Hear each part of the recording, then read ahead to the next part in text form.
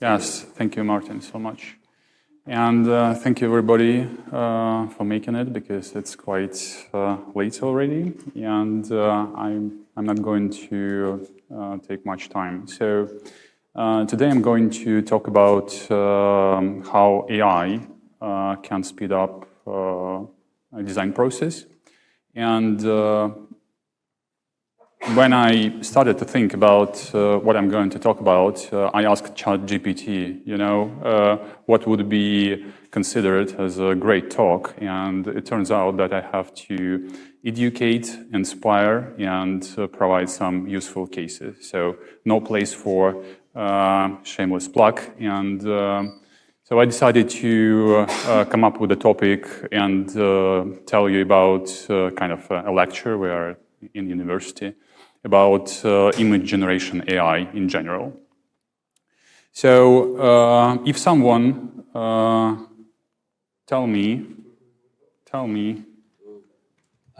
if someone tell me at the beginning of 2022 that I would be able to generate an image from a pure text, I would consider that I'm listening to some sci-fi B-movie plot. And yet, during 2022, we saw that 3 products came along: DALL-E, Midjourney, and Stable Diffusion. Has anyone by any chance heard about any of them? All right. And use it at least once? Oh, cool. And use it on a daily basis? All right. So it's been, just a year, but for me, I think I feel that it's been a decade because everything moves so fast. And we started our journey with my co-founder in October last year, and right after Stable Diffusion came along, because it's open source and you can build product on top of that. And we started tinkering with this solution, and after a couple of months we decided that we definitely need to build something around that. But the problem was that neither me nor my co-founder are designers in any sense, and we fall in love with the solution, with the product, instead of falling in love with the users and their pains. So it took us roughly 7 months and 100 interviews with different kinds of designers, trying to understand what bothers them, what are the pains that we can solve with this solution. And at the end of May, it started all with this LinkedIn post from 3D designer from Adidas, and she made a post that she took our solution and she took her sketch to see how her garment can look like in different materials. And this post, you see, gathered roughly 100 likes. And since then, we got more than 500 customers, mostly from fashion, footwear, and product design industries. And I still keep talking to designers, roughly 5-7 calls a week, trying to understand what we can do best, what are the problems that we can address with the solution. And now, I think I understand much better than a year ago why and how designers use AI to speed up their design process. So there are around 4 major solutions and countless number of other and niche solutions. So I'm pretty sure that you are familiar with the Midjourney and Stable Diffusion and Adobe Firefly and DALL-E. This is the bucket number 1. And then the bucket number 2 contains solutions that primarily, and actually the niche bucket as well, built on top of Stable Diffusion. Because there are only a few people in this world who can build these AI tools, and others just try to build tools on top of that. And since Stable Diffusion is open source and free, and you can build anything you want if you understand how to do that, then all other and niche solutions built on top of, almost all other built on top of Stable Diffusion. In the bucket other, you can see solutions that try to make Stable Diffusion kind of useful. They try to add the usability layer to Stable Diffusion, and they don't have any specific niche. They say like come and just generate any images you want. And with the niche bucket, all the services, including ours, try to focus on a very specific niche. For instance, we think about product designers, fashion designers, and footwear designers. And interior design, interior AI, think about interior designers and people who want to renovate their apartment and stuff like that. And if you try and play with those services, oh my God, that's a spoiler, right? There is something wrong with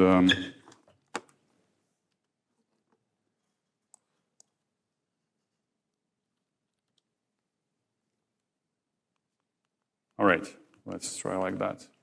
There are 6 major techniques. If you try and play with all these solutions, you will notice that there are 6 major techniques. And I want briefly walk you through these 6 techniques. So the first one is text to image. And this is easy. I think that most people know about. When you provide a text and you describe what you want to have in your image, and then you get images right away with hopefully things that you described in your prompt. So this one was generated with Midjourney, and you can see it in the left bottom corner. But with this technique, you don't have any control over composition. So if you want to have F1 car, it will be there, but nobody guarantees you that if it will be a lateral view, face view, or whatever. The next one is image to image. And here you start getting more control over generated images. Not only composition, but the colors as well. So I just downloaded this drawing of a car from the web and supplied it to Stable Diffusion with the prompt erase car. And you see that there are 2 cars on the right-hand side, and they follow the overall kind of lines, but not really strictly. So that's kind of there is a motive from the input image, and that's good for creating this type of images, but it's not enough for professional artists or designers who want to control every subtle detail of the generated image. For this purpose, there is another technique which called sketch to image. So what you can do with a sketch to image, you can define a composition very precisely with your initial sketch. And it can be a hand-drawn sketch. It can be flat drawing made in, I don't know, Adobe Illustrator or stuff like that. And then you provide the sketch and you provide a prompt. And in my case, I generated a couple of versions.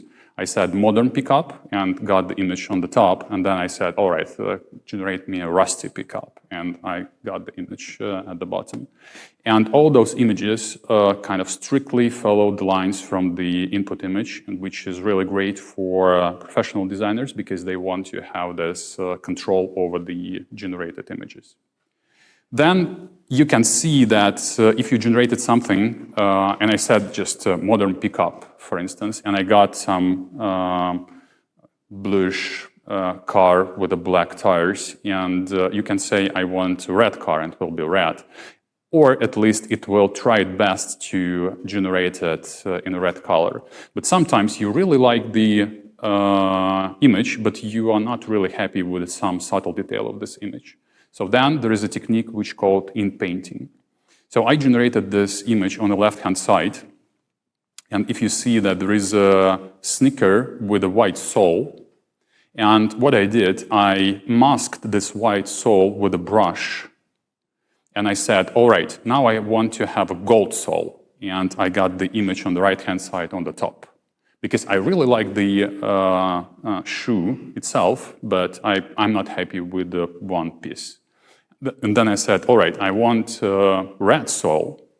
And I got another image. So this way, you can fine-tune the generated image without even touching any other parts of that. Another technique is blending. This is really a powerful and interesting tool. So you can upload 2 or more images, and then you can get generated image that will combine aesthetic of all of those images. And you can see that there are 2 images that I provided, and I got this image on the right-hand side that definitely follows the aesthetic of both of, a mix of aesthetic of both of these images. And the last technique that there is, the most popular one, is training for your own style. So sometimes artists or designers have their own very specific style, and they want to generate images using their own style. So this is an example where there was a bunch of illustrations made by the same artist, and the AI was trained or fine-tuned for these images, and then a user is able to generate images using this style and just say, I want a bird, and then you will get an image as if you would, as an artist, create this image yourself. And so what, right? There are these techniques. What's next? All right, so I promised to tell about how AI can speed up the process, so let's go through cases. The case number 1 is blank canvas. I'm not sure about you, but sometimes if I need to sit down and start working on something, I can procrastinate a lot, maybe hours, maybe days. That's a problem. But with the design, with the image generation tool, what you can do right now, you can sit down and start playing with it. It's not work, it's not anything, that bothers you. You can start playing with it, and it is so involving, it's so fun. It's like a slot machine, You hit a button and you're kind of unaware what will you get in a couple of seconds, and you hit more and more and more, and it's so involving that it can get you in the right flow. So usually people use text to image, so they just say a motorcycle, and you can spend 20 minutes just generating these motorcycles until you got inspired. The next one is reference images. So we heard a lot from designers that they can spend hours chasing after nice-looking, good-quality images on Pinterest for their mood boards. And because you want to have an image, you already envisioned it in your head, and then you kind of try to find it on Pinterest or Google Images. And with AI, what you can do, you can just prompt what you want to have in your generated images. And on the left-hand side, you see a prompt that was used to generate these 2 images. And I hardly can imagine that you can go on Pinterest and find these specific images out there from the get-go. I bet you can spend many hours. So there is that. The next one is explore CMF. CMF stands for color, material, and finish. We also heard that it's important to explore CMF with your own item, based on your own item. So here you can upload your sketch, and then you just can prompt and say, all right, I want this slow juicer in a stainless steel finish or in a red plastic finish, and immediately you start getting these images which you can use again for your mood boards or just to understand how it might look like in different colors. The next one, very powerful one, by the way, is selling ideas. So I had a chat with the people from Adidas several times, and they have this process when they come up with illustrations with colors, and then they sign off these illustrations, and then they need to kind of sell these images to their buyers. And those images that they sign off, they look like the image on the left-hand side. It's not from Adidas, it's just an image from LinkedIn, but they basically look like that. There is a shape and there are flat colors.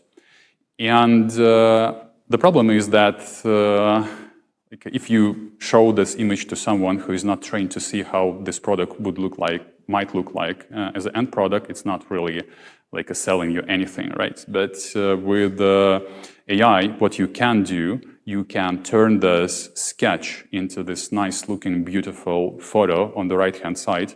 And it took me roughly 40 minutes to go from this sketch to this photo, basically. And people use sketch to image to do that. Another one is exploration of 3D textures. So what people do, basically, they go to, for instance, Rhino, and they create a 3D model in Rhino. Then they trace this 3D model and create sketch with some internal details like lines and stuff like that. Then they take the sketch and bring it to AI and generate textures like that.